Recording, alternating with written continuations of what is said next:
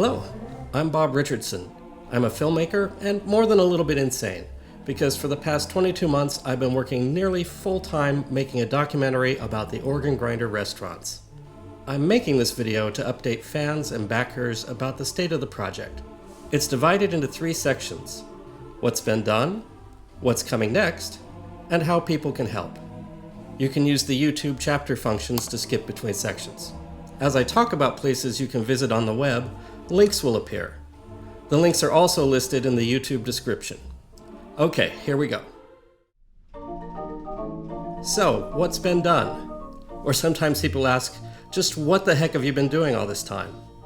Why does a film about a pair of restaurants take so long to make? The answer is it's a surprisingly huge story. I had no idea about the massive scope of it when I first started. The organ grinders and their ilk not only have a fascinating history, but echoes and influences in today's world, including some unexpected current events. The journey has taken me to 48 locations in 9 states, meeting over 70 people, including the original founders and builders, performers, staff, people with historical knowledge, and of course, the fans. I'm really grateful to all who have been interviewed, who've shared their lives and experiences. This is their story, and I'm privileged and honored to be the one who gets to tell it. Take a look at the current credits. This has become a big deal. But it makes sense. The organ grinder was a big deal, and it deserves a big movie. Let's look at the overall story arc. The story of the organ grinder really begins with the grand movie palaces that once were in every city, with their giant theater pipe organs providing the soundtrack for silent films. As sound came to films, and as the suburbs expanded and movie palaces began to decline, these pipe organs were discarded or destroyed.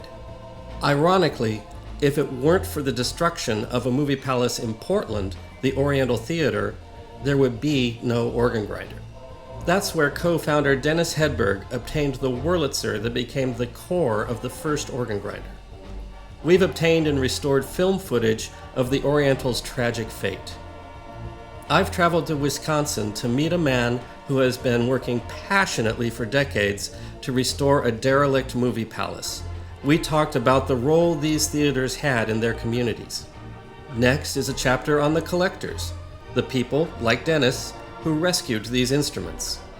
There were over 2,000 Wurlitzers that could be experienced by the public. Now there are about 50. Without the collectors, who learned everything they could about these instruments, there might be none left at all.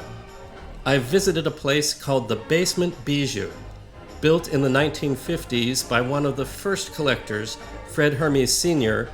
It's where the largest 5-manual Wurlitzer the factory ever built sits in a 2-story movie palace, in the basement of a suburban home. The decor consists of cast plaster, statues, and fixtures preserved from over 25 theaters around the country. We even have footage of another theater's demolition, the Venetian, and many pieces from there are preserved in the Basement Bijou. The film explores what happens when a collector passes away, and the difficulty of finding homes for their possessions, trying to cheat the landfill yet again. I visited a current collector who has a pipe organ in his home, which was once touched by Liberace in its original venue. He had a trove of documents covering the many pipe organ restaurants that were once all over the place, which brings the story to the 1960s and 70s, when the pizza and pipe organ phenomenon was sweeping North America. Over time, at least 100 such restaurants were built. I've interviewed Bob McNewer, co-founder of the Paramount Music Palace in Indiana, which rivaled the organ grinder in scope and in fame. Bob is still at it in retirement, restoring a Wurlitzer in his backyard shop. The organ grinder was not the first pizza and pipe organ restaurant, nor the last, but in my view, it elevated the format to new heights. I've spoken extensively with co-founder Dennis Hedberg, who installed and expanded the pipe organs in both Portland and Denver. Dennis ultimately wound up buying the Portland location, along with his wife Judy, who did the books. Thanks to contributed frequent flyer miles, I traveled to Hawaii to interview Jerry Forchuk. Jerry and his brother Paul were the entrepreneurs behind the Organ Grinder and other well-known institutions like Earthquake Ethel's Disco. They were also real estate developers, and the fate of one of those developments is an important part of the story. The Organ Grinder is closely tied to the early high-tech industry in Oregon. Howard Vollum, the founder of Tektronix and a big fan of pipe organs, gave many of the people behind the tech of the Organ Grinder their start. Howard even played a role in keeping the Portland restaurant open in the 80s when it could have been doomed. But what fans remember the most is enjoying the performances, the atmosphere, and all of the fun. I've had the privilege of interviewing nearly all of the performers who worked there who are still with us, many of whom are still performers today. Some tour internationally, and one was a producer for Motown Records. In addition to the musicians, I've interviewed people like Vicki Buck, who cared for and performed with the Live Monkeys at the Portland location. Did you know there were live monkeys at the Organ Grinder in the early years? I've interviewed Steve Spangler, the teenage magician at the Denver Organ Grinder. You may know Steve from his viral videos showing the effects of putting Mentos in Diet Coke.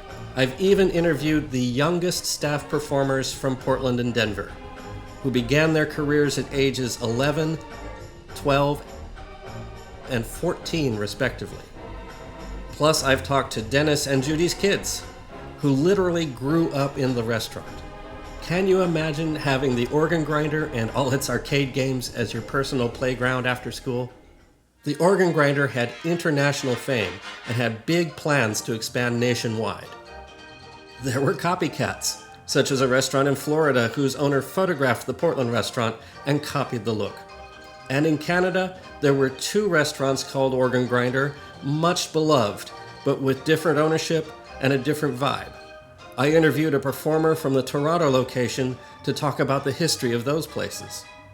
There were also multiple celebrity connections, not only because of the restaurant's fame, but because of the Hollywood friendships that the Forchucks maintained. Sadly, many of those celebrities are no longer with us, but some are, and some of those stories are being explored by the film. After the initial glory days of the Organ Grinder with lines around the block to get in, the restaurants experienced a gradual decline. There was no one single cause. Changing tastes, some bad business decisions, and a bit of hubris were to blame, but also new competition from places like video arcades and Chuck E. Cheese, and even changing transportation and land use patterns. Sometimes, when discussing the eventual demise of the Organ Grinder, people can get quite emotional. Several have even teared up on camera. This was especially true in Denver, where the restaurant changed hands multiple times and its closure came without warning. I've interviewed the last person to play in Denver in 1988. The news of the closure came right in the middle of his set, and the audience wouldn't let him leave. He played for an extra hour and his tip jar overflowed. Thanks to fans and archivists, we have dozens of hours of videos and hundreds of photos and documents. Even the original architectural drawings for both Portland and Denver are coming to light. Plus, we've unearthed and restored professional films and TV shows featuring the Organ Grinder. The Organ Grinder was part of a nationally televised game show, twice. We also have the very final moments of the Portland Organ Grinder from 1996. The final song performed, the applause and tears afterward, and the shutting down of the console and the lights. I've even interviewed someone who was in the audience at that poignant moment, who went on to found another institution that is popular in both Portland and Denver. But the film doesn't end with the closure of the Organ Grinder and people mourning its loss. It can't end there, because the Organ Grinder's story doesn't end there. The film covers multiple avenues of hope, what's happening now, and what we might look forward to in the future. There are 2 remaining pizza and pipe organ restaurants, and a third possibly making a comeback. I've visited Organ Piper Pizza in Milwaukee, in business since the 70s, to learn what makes it sustainable. I'll soon travel to Arizona to get the Organ Stop Pizza story as well. There are a number of components from the Organ Grinder there.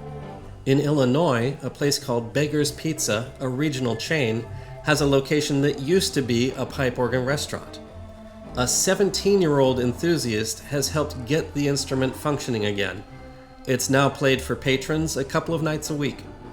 I've often described the organ grinder as weird and wonderful, and the film explores what weird and wonderful things people are doing with pipe organs today. Did you know that the world's largest theater pipe organ was built inside the warehouse of a lip balm factory? The film features popular YouTuber Sam Battle, who's known as Look Mum No Computer. Sam, knowing little about pipe organs, rescued and restored a discarded instrument as hundreds of thousands of viewers followed his project. Sam may be inspiring a whole new generation of collectors. The project also spent a week following the next generation, the people under 25 who are learning to perform on and maintain these instruments. Many of them came to discover and love the instrument without first hearing it in theaters or pizza parlors. We explore whether this is a dying art form or if there is new life, new ideas, and new growth for the pipe organ. Finally, there's something in the works, something special, that isn't quite ready to be discussed publicly, which could help ensure a future for the theater pipe organ and its legacy. It's not another organ grinder, nothing quite of that scale, but if successful, it will provide a feel-good ending for the film. Fingers crossed. So, what comes next? Well, after visiting 9 states, principal photography is 90% complete. What does 90% mean? Well, it doesn't mean that the film is 90% done, but what it does mean is that the core story, from beginning to end, is nearly acquired. There's just a few things left that are important to gather. After that comes a months-long period of editing and finishing to get the film ready for presentation. More on that in a bit. There are 3 states left to visit: California, Nevada, and Arizona. I'm planning that road trip right now, and I'm hoping to embark in the next couple of weeks. The trip will pick up interviews of people who were involved in the early years, of people who were witnesses to key moments, and cover the origins of the pizza and pipe organ format. I'll be interviewing someone who performed at what is regarded as the very first pizza and pipe organ restaurant, Ye Olde Pizza Joynt in Hayward, California. And I'll be visiting somewhere that is significant in the life of a key organ grinder performer who recently left us. And there's a potential opportunity, not yet confirmed, to interview a television and film celebrity who often patronize the restaurant. This celebrity is of a stature where an appearance fee is appropriate. If I'm able to raise more funds beyond what is needed for the road trip, it will help with that fee. Contact me if that idea intrigues you and you'd like to help. The trip will conclude with a visit to Organ Stop Pizza, the largest place left where you can experience something like the organ grinder. Along the way, I'll be filming historic locations for then and now shots. That will bring the story to 99%, enough to complete the movie. There are other things that would be good to cover, but those are optional and can be completed without additional travel. You may be wondering, how is he going to cram all of this material into one movie? Well, I've been wondering that myself. The plan is to make 3 versions, one for general audiences. It will be fast-paced and will convey the feeling of what it was like, the whirlwind of activity, the madness, and the fun. I want people to come away with a sense of wonder and excitement, as though they've experienced the organ grinder itself for the very first time. This is the version that will go to film festivals and events. Next is planned an extended edition, showing more of people's interviews, exploring more tangents and providing more facts and figures, but without being overwhelming.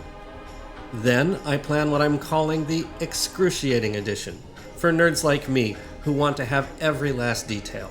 It may be presented in a mini-series format rather than as a long film. Plus, there will be bonus features and extended interviews posted to the YouTube channel, something that's already been happening over the past year. Back to the general audience's version. The plan is to show it at film festivals in actual theaters. I think it's important that a film featuring theater pipe organs should be exhibited in a real movie theater with a full audience. The hope is that a buyer or distributor at the festivals will be interested in bringing the documentary to a wider audience. I'm making the film with the technical guidelines used by streaming services like Netflix. I don't have a distributor yet, but if I'm successful, the film's quality will be suitable for these outlets. Now that you know the plan, let's move on to what's needed to make it happen. Through the course of this project, people have been very generous. There was an initial Indiegogo campaign, and then an ongoing fundraiser on the website, pipedreamsfilm.com, with merchandise and other perks.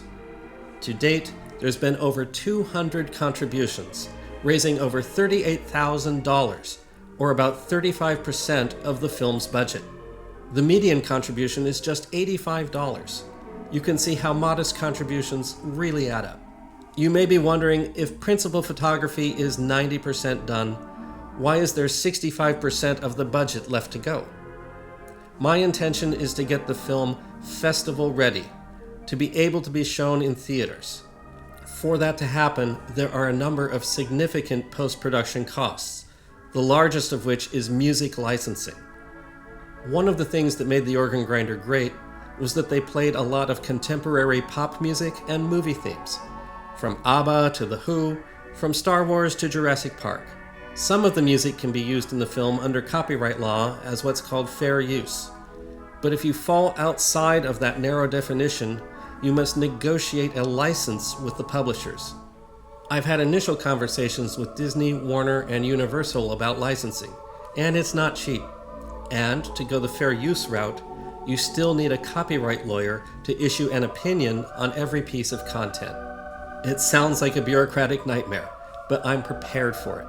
I've been documenting every step of the process to try and keep things problem-free going forward. Beyond music licensing, the budget includes the cost of an original score to be written and performed by composer Nathan Avakian, who's also a big Organ Grinder fan.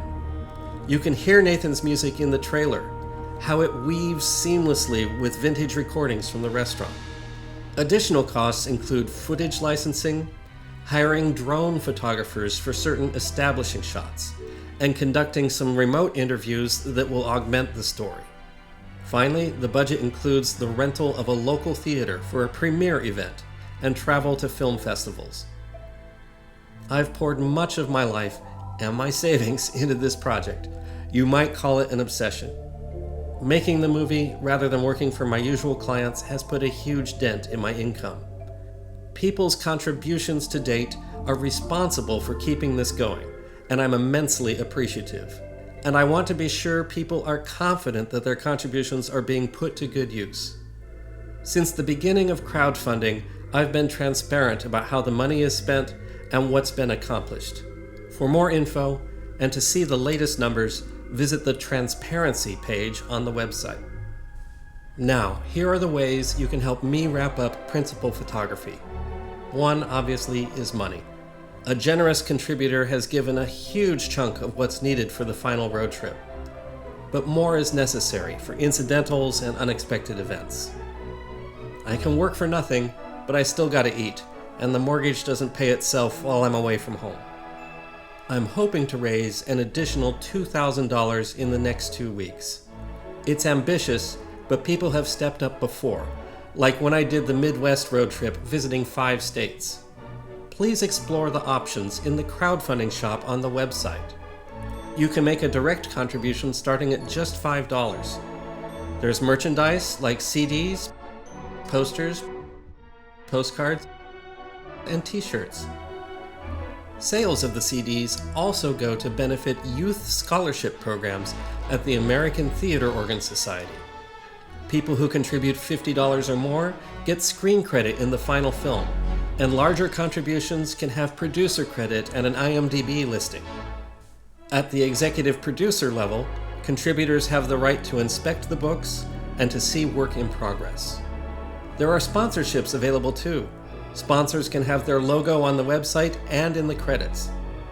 People have also contributed equipment and accessories. This project is always devouring hard drives with backups of raw footage, and equipment occasionally breaks. There's an Amazon wish list set up for people who would like to help in that way. Additionally, my 10-year-old laptop is on its last legs, and it was never really suitable for working with this kind of footage. If anyone has a more recent MacBook that can be loaned or donated, it will be tremendously helpful for this road trip. It doesn't have to be brand new, just something with an M series chipset and 16 gigs of RAM. Used ones go for about $1,000.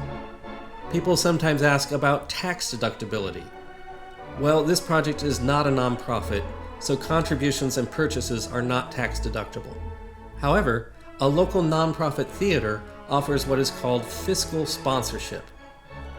A donor gives to the theater, and they take a small cut to support their operations, and the rest is passed to the filmmaker.